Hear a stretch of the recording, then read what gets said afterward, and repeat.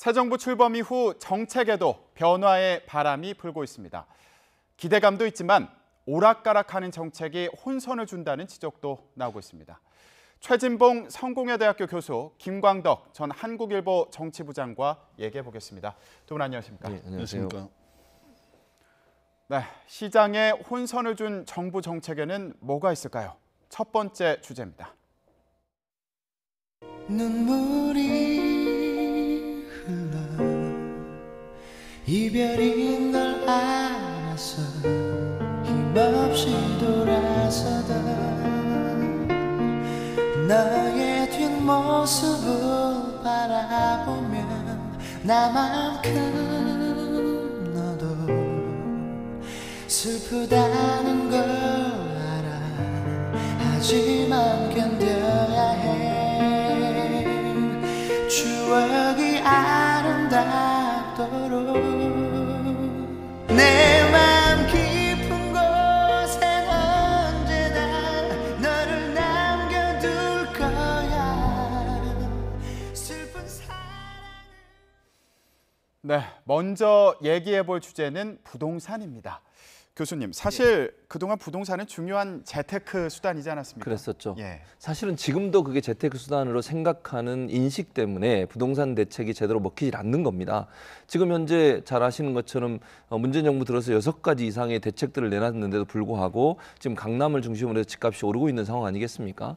그러면서 나오는 지금 분석들을 보면 여러 채를 갖고 있는 것을 정부가 규제하다 보니까 다주택을 갖고 있는 사람들이 집을 팔고 강남에 똘똘한 한 채라고 소위 얘기하는 즉 떨어지지 않고 뭔가 이익을 낼 수 있다고 하는 그런 확신이 있는 지역에 부동산을 소유하려는 시도를 하고 있는 거 아니겠습니까? 그게 결국은 강남에 집을 사놓으면 절대로 떨어지지 않는다고 하는 그 강남 불패라고 하는 의식이 아직도 있는 거고요.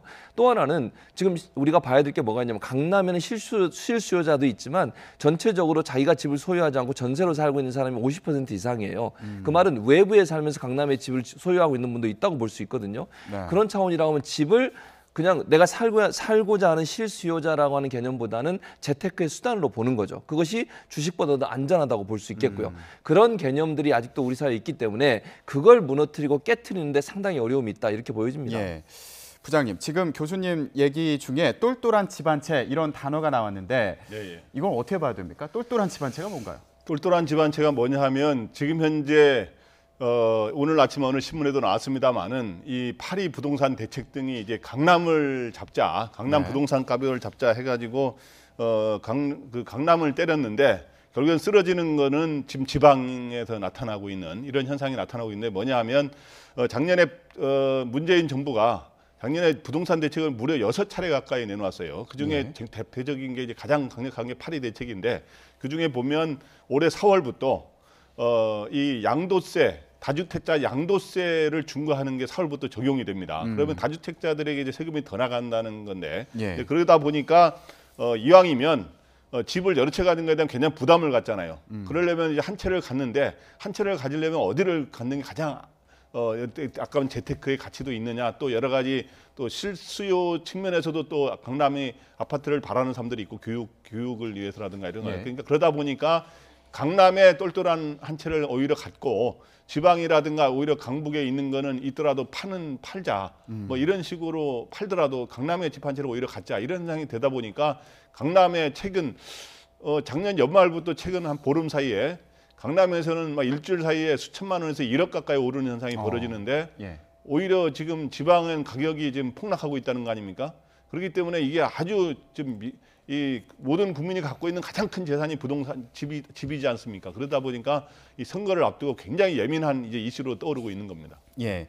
그러니까 의도치 않게 강남만 혜택을 보고 있는 거 아니냐 이런 소리도 나올 수 있어 보이는데 그렇죠. 그래서 그런지 뭐 금요일 날 밤에 관계 장관들이 회동을 했다 이런 얘기도 있더라고요. 그러니까요. 김영주 장관, 고용노동부 장관이죠. 그리고 김동연 경제부총리, 김현미 국토교통부 장관, 그리고 최종구 금융위원장, 홍종학 중소벤처부 기업부 장관, 백운규 산업통상자원부 장관, 그리고 김상조 공정거래위원장까지 지금 사진에 나오고 있습니다만 수제 맥주집에서 모여서 뭐 맥주 마시면서 얘기를 했다고 하는데 아무래도 이제 부동산 대책에 대해서 많이 얘기를 했을 것으로 생각이 되고요. 그것뿐만 아니라 최근에 이제 경제 현안에 대해서 얘기를 한 것으로 알려지고 있는데 뭐 예를 들면 최저임금 문제라든지 우리가 지금 현재 논란이 되고 있는 사안들에서 뭐 조율도 하고 이런 뭐 모임인 것으로 이해가 되어지는 것 같고요. 이제 부동산 대책 같은 경우에는 오늘 어제 뭐 계속 발표된 내용들을 보면 급박하게 어떤 대책을 내지 않겠다고 그랬어요. 현 정부가. 그러니까 현재 강남에 이렇게 집값이 오르고 있는 현상에 대해서 좀 면밀하게 살펴보겠다는 게 첫 번째 단계거든요. 그래서 지금은 강남에 이렇게 집값이 갑자기 오르는 것에 대한 어떤 원인 분석을 먼저 제대로 해야 된다. 그리고 나서 긴 호흡을 갖고 종합적인 대책을 내놔야지 뭐 갑자기 강남 집값이 오르니까 또 그걸 막기 위해서 하나의 대책을 내놓으면 또 다른 풍선 효과처럼 또 다른 부작용이 나올 수 있지 않겠습니까? 예. 그런 차원에서 정부 입장에서는 1차적으로는 강남 집값 오름세의 원인이 뭔지를 정확하게 분석해내고 그 분석을 기반으로 해서 전국적인 부동산 안정화 대책을 위한 종합적 계획을 세울 가능성이 있다 이렇게 보여집니다. 장관들 그 금요일 밤 회동이 뭐 마음이 좀 편치는 않았겠다 이런 생각이 좀 들기도 합니다. 예, 그렇다면 이 부동산 안정화를 위한 방법은 뭐가 있을까요? 계속 거론되는 것 중 하나가 바로 이겁니다. 들어보겠습니다. 보유세를 올리고자 하는 그런 측면에서 충분히 타당성이 있습니다. 보유세가 크게 두 가지가 있는데 재산세가 있고 종부세가 있습니다. 재산세 같은 경우는 전부 다 올리게 되면은 전국이 다 영향을 받습니다. 지금 안 그래도 오늘도 어느 언론에서는 제가 나오면서 보니까 강남을 때렸는데 지방이 쓰레 때는 말이 나오는데 강남 지역에 있는 아파트들이 대상이 되는 율이 훨씬 높죠. 그렇지만 다른 지역의 아파트나 부동산도 대상이 되는 문제가 있습니다. 예, 김동연 경제부총리의 오늘 인터뷰 내용입니다. 부동산 안정화를 위해서는 보유세 인상이 필요하다 이런 주장이 계속 나오고 있는데 지금 경제부총리 얘기를 들어보면 아직은 좀 조심스러운 입장 같기도 하고요. 어떻게 들으셨습니까? 네, 부동산 가격을 잡기 위한 대책으로는 여러 가지가 있는데 아까 했지만 세금으로 접근하는 방법이 있고 세금으로 한 게 바로 양도세, 다주택자 양도세 중과가 올해 4월부터 적용된다는 거 아닙니까? 예. 근데 이제 거기에다 추가로 지금 검토하고 있는 게 바로 뭐냐 하면 보유세를 인상하는 건데 이 보유세 인상도 그러면 모든 지역의 모든 사람을 대상으로 똑같이 할 수는 없는 여러 가지 부작용이 있는 거 아닙니까? 또 부담이 되는 거고요. 그래서 여기 보유세 인상을 지금 여당에서 거론되고 있는 건 뭐냐 하면 3주택자 이상 이런 다주택자 이런 보유세를 중과하자 이런 게 이제 여당에서 이제 추진하고 있는 게 이제 나오고 있는데요. 이제 예. 그 조건들을 다는데 오늘 김동연 경기부총리는 그걸 말하면서 하나의 조건을 달았습니다. 왜냐하면 지금 현재 강남의 집값은 계속 폭등하는데 지방의 집값이 좀 폭락하는 이런 현상이 벌어지고 있어서 그러나 강남 외 지역도 이거 대상이 되는 거는 문제다 이렇게 해가지고 이 말은 뭐냐 하면 보유세를 인상을 적용하더라도 예. 강남을 중심으로 특히 과열 지역이라든가 이런 데를 중심으로 적용하고 나머지 지역은 오히려 적용하지 않는 이런 좀 선별적인 이러한 적용을 할 가능성을 이제 오늘 시사한 것으로 보입니다. 예, 이 보유세와 관련해서는 사실 지난해 9월 달에도 얘기가 나왔었는데 그 당시에 경제부총리는 검토하고 있지 않다 이렇게 얘기를 했습니다. 그런데 맞습니다. 연말부터 이 얘기가 조금씩 나오더라고요. 그렇죠. 뭐 계기가 있습니까? 계기는 결국에 강남의 집값이 갑자기 오르는 것이고요. 8.2 대책 이후에도 집값이 안정화가 안 되는 상황입니다. 그러면 최후의 수단을 쓸 수 있는 게 보유세 인상이거든요. 그러니까 네. 보유세 인상이라고 하는 것은 가능한 한 피하는 게 좋고요. 왜냐하면 보유세 인상을 하게 되면 조세 저항이 엄청나게 커집니다. 지금 김동연 부총리도 얘기했지만 재산세는 모든 사람이 같이 오르거든요. 집을 소유하고 있거나 토지를 소유하고 있는 모든 사람이 전국에 있는 모든 사람한테 영향을 미치는 거고요.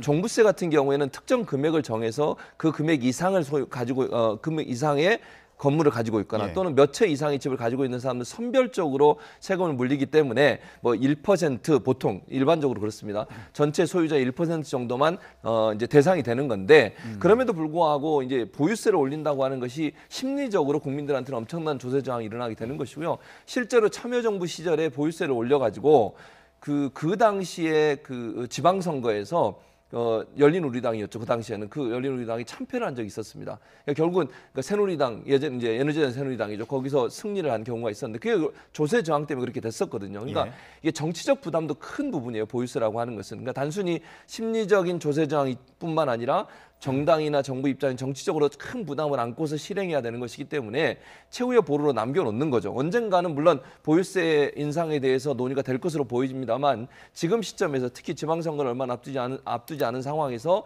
보유세를 올리는 것이 정부 입장에서나 또는 여당 입장에서 상당히 부담스러운 상황이다. 그래서 예. 아마 조심스럽게 표현하는 게 아닌가 하는 생각이 듭니다. 예, 그 당시에 이제 한나라당에서 예, 오히려 한나라당에서. 유리한 고지를 맞습니다. 점했던 거 아니냐 이런 말씀해 주셨는데 지금 상황도 비슷하지 않습니까? 이제 지방선거가 얼마 남지 않았는데 정치적인 부담을 고려할 수밖에 없는 그런 상황이지 않은가 이런 생각이 드는데 어떻게 네, 보십니까? 바로 그게 이제 이 정부의 딜레마입니다. 지금 현재 부동산이 지금 현재 강남에서는 폭등하고 지방에서 이제 떨어지는 이런 현상을 막아야만이 그렇지 않으면 지금 일종의 중간층이라든가 서민들은 앉아서 손해 보는 거 아닙니까? 예. 그렇기 때문에 이게 좀 더 이런 상황이 계속 한두 달 더 계속되면은 굉장히 지방선거에 지금 현재까지는 문재인 대통령의 지지율이 70% 전후로 아주 높게 나오고 있습니다만은 이게 내가 보기에 가상화폐라든가 다른 논란도 있습니다만은 최저임금 인상 논란도 있습니다만은 이게 가장 큰 부담으로 작용할 가능성이 있어요. 그래서 예. 그럼 이거를 잡으려면 아까 말했지만은 재산세라든가 종부세 등에 대한 어떤 보유세 강화 이게 방법인데 또 지방선거 전에 이거를 인상할 경우에는 또 이거에 대한 반발 심리가 굉장히 또 늘어날 가능성이 있거든요. 바로 그게 딜레마인데 그래서 제가 보기에는 일단 지금 현재 매일 땜질식으로 대책을 내놓을 수는 없는 거니까 지금 현재 시장과 함께 가는 진짜 탁상 공론이 아니라 시장과 함께 가는 대책을 지금 한두 달 사이에 내놓아야 될 것 같고요. 예. 이러한 이 보유세 강화는 제가 보기에 현실적으로 그 전에 내놓기는 좀 어려울 거고 지방선거 이후에 이걸 구체적인 이건 입법 사항이 되기 때문에 그렇게 되지 않을까 예상이 됩니다. 예. 지금 그 반발 심리에 대해서 말씀을 해주셨는데 요즘에는 이 반발 심리를 볼 수 있는 척도 중에 하나가 청와대 게시판이 아닌가, 국민청원 네, 게시판이 맞습니다. 아닌가 이런 생각이 들기도 합니다. 그렇죠. 지금 김현미 국토부 장관 뭐 사퇴해야 된다 예. 이러면서 국민청원을 올린 경우도 있다고 합니다. 그래서 이거 뭐 어떻게 5천 봐야 명 됩니까? 이상. 뭐 예. 그게 국민들의 어떤 뭐랄까요 느낌이라고 얘기할 수 있겠죠. 물론 아직 그렇게 많은 5천 명 정도 수준인 것으로 알려지고 있는데요. 전체적으로 이제 그런 청원이 올라오는 것 자체가 사실 부동산 정책에 대한 어떤 반발이 일정 부분 국민들 사이에 있는 것이 표현되는 방법이라고 볼 수 있을 텐데 그렇다고 하면 정부 입장에서 조금 부담스러운 부분이 있죠. 이 부동산 대책을 정부에서는 사실 실수요자 위주의 부동산 정책이 실행될 수 있도록 하기 위해서 부동산 여러 가지 대책들을 내놨는데 그게 이상하게 다른 방향으로 역효과를 내고 있는 상황이거든요. 그러니까 정부가 아마 이런 부분까지는 미리 예측하지 못했던 부분이 있었던 것 같고요. 예. 그래서 이제 아까 제가 언급해드렸지만 긴 호흡을 두고서 현재 이런 상황이 왜 일어났는지에 대해서 면밀하게 검토할 필요가 있다는 거죠. 그러니까 땜질 처방식으로 무슨 사건이 하나가 터지고 뭐가 발생하면 거기에 대해서 하나의 뭐 핀셋처럼 하나의 어떤 정책을 쓰게 되면 또 다른 문제를 일으킬 수 있지 않겠습니까? 그래서 전체적으로 우리나라의 부동산 정책이 지금까지 어떤 문제가 있었는지 그런 부분들을 검토하는 차원에서 이번에 좀 더 깊이 좀 시간을 두고서 긴 호흡으로 준비를 하고 그리고 나서 종합적인 대책을 내는 것이 맞다. 당분간은 약간의 뭐 혼란이 있을 수 있고 비난이 있을 수 있지만 그렇다고 해서 땜질식으로 처방을 하게 되면 또 다른 문제가 나타날 수 있거든요. 그런 차원에서 좀 긴 호흡으로 가는 것이 맞다는 생각이 듭니다. 예, 시간이 좀 더 필요해 보인다. 그리고 좀 더 신중하게 접근했으면 좋겠다. 이런 말씀을 해주셨는데요.